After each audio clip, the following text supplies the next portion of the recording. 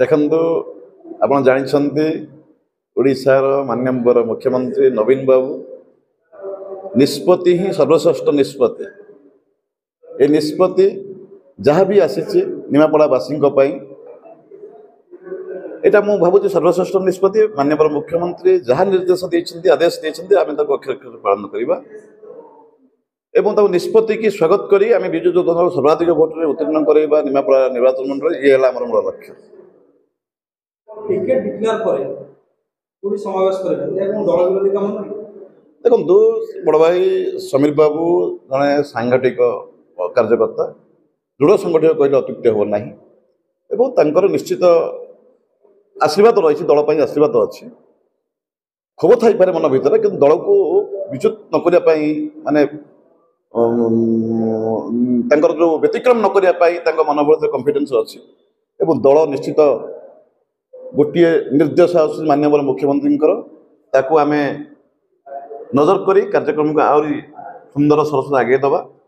ଆଶା କରୁଛୁ, ବିଶ୍ୱାସ କରୁଛୁ ବଡ଼ ଭାଇ ସମୀର ଭାଇଙ୍କର ଯେଉଁ ଥିଲା ଗୋଟେ ক্ষোভ ପ୍ରକାଶ ଥିଲା, ଦଳ ଭିତରର କଥା, ଦଳର ବାହାର କଥା ନୁହେଁ।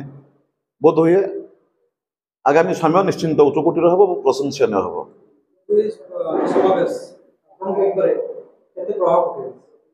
ଦେଖନ୍ତୁ ଏ ତ ଦଳ କଥା ଆଜ୍ଞା, ସବୁ ତ ବିଜୁ ଜନତା ଦଳର କାର୍ଯ୍ୟକର୍ତ୍ତା ସବୁ ଏବଂ କେଉଁଠି ନା କେଉଁଠି ବିଜୁ ଜନତା ଦଳ କାର୍ଯ୍ୟକର୍ତ୍ତା। ଆପଣ ଜାଣିଛନ୍ତି ମଇଁଷି ସିଂହ ଫଟା ଜୁଟିଲା ବେଳକୁ ଗୋଟା, ତେଣୁକରି ଶଙ୍ଖ ହିଁ ନାଦ ବାଜିବ, ଶୁଭ ଶଙ୍ଖ ହିଁ ଆରମ୍ଭ ହେବ ନିମାପଡ଼ା ନିର୍ବାଚନ ମଣ୍ଡଳୀ ଆଉ ଗୋଟେ ସର୍ବଶ୍ରେଷ୍ଠ ନିର୍ବାଚନ ମଣ୍ଡଳୀ ପରିଗଣିତ ହେବ ସମଗ୍ର ଓଡ଼ିଶାବାସୀଙ୍କ ପାଖରେ।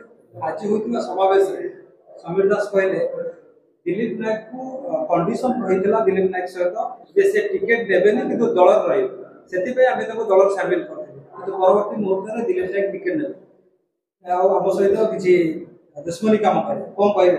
ଦେଖନ୍ତୁ ଏ ନିଷ୍ପତ୍ତି ମାନ୍ୟବର ମୁଖ୍ୟମନ୍ତ୍ରୀଙ୍କର, ନବୀନ ବାବୁଙ୍କର, ଏ ନିଷ୍ପତ୍ତି ଦିଲ୍ଲୀପ ନାୟକଙ୍କର ନୁହେଁ। ମୁଁ ତ ଆଜି ଆସିଲି, ଦଳରେ ପ୍ରବେଶ କଲି, ଅତୀତରେ ଭାରତୀୟ ଜନତା ପାର୍ଟିରେ ଥିଲି, କିନ୍ତୁ ମାନ୍ୟବର ମୁଖ୍ୟମନ୍ତ୍ରୀ ଯାହା ନିଷ୍ପତ୍ତି ନେଇଛନ୍ତି ସେଟା ସର୍ବଶ୍ରେଷ୍ଠ ନିଷ୍ପତ୍ତି, ଶେଷ ନିଷ୍ପତ୍ତି ଏବଂ ଆମେ ସମସ୍ତେ ତାଙ୍କ ନିଷ୍ପତ୍ତିକି ମାନିକରି ଆଗକୁ ବଢ଼ିବା।